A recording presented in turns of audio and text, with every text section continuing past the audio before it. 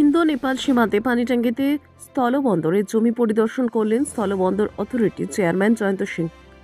এদিন দিল্লি থেকে বাগডোগরা বিমানবন্দরে নেমে সীমান্তে আসেন তিনি। খড়িবাড়ির ভূমি ও ভূমি রাজস্ব আধিকারিক দপ্তরকে নিয়ে জমি পরিদর্শন শেষ করে সীমান্তে এসএসবি ভূমি দপ্তর ও শুল্ক দপ্তরের সঙ্গে আলোচনা করেন তিনি।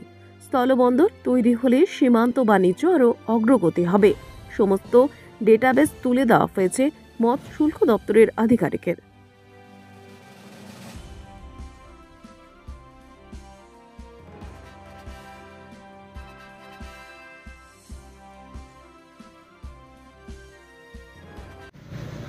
অ্যাকচুয়ালি এই মিটিংটা অর্গানাইজ করেছিল এসএসবি, তো আমাদের ইনভাইট করেছিল। তো আমাদের যে মেইনলি আমাদের ডিমান্ড হলো আইসিপি, ইন্টিগ্রেটেড কাস্টমস পোর্ট, যেখানে সব একটা ছাতার তলায় সব কিছু থাকবে।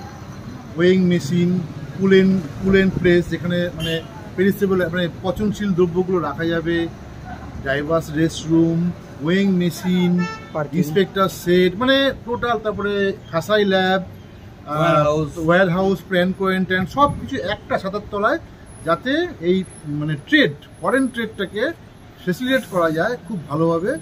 এইটার জন্য আমাদের ল্যান্ড অ্যাকোয়ার করা আছে, সেই ল্যান্ডটাতে জমি জটে আটকে আছে।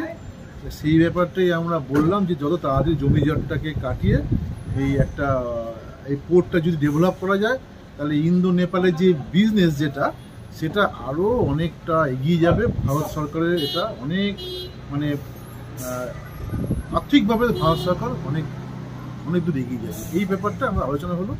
আমরা আমাদের যে ডেটাগুলো দিলাম, ওরা আমাদের বলে ঠিক আছে, আমরা এটাকে দেখছি, যত তাড়াতাড়ি এসএসবির সঙ্গে আলোচনা করে ব্যাপারটাকে সমাধান করার চেষ্টা। ওনারা চেষ্টা করছেন যে অনেকদিন ধরেই এখানে আইসিডি তৈরি করার জন্য। তো সেই ব্যাপারেই আরও ওনারা খোঁজখবর নিয়েছেন যে কতখানি জমির দরকার বা কতখানি কী ইনফ্রাস্ট্রাকচার দরকার, মেনলি ট্রাক স্ক্যানার থেকে শুরু করে এভরিথিং। প্লাস ওনারাও একটা প্রস্তাব আছে যে সবাই মিলে আমাদের দু কোম্পানি এসএসবি স্টাফ আর আমাদের সবাই মিলে যদি একসাথে একই ছাদের তলায় করা যায়, সেই ব্যাপারে ওনারা একটুখানি প্ল্যানিংয়ের মধ্যে রয়েছেন। কিছু জমির ব্যাপারে ওয়েস্ট বেঙ্গল গভর্নমেন্টে কিছু অ্যাসুরেন্স দিয়েছে, তো আশা করা যাচ্ছে খুব তাড়াতাড়ি এটা কার্যকর।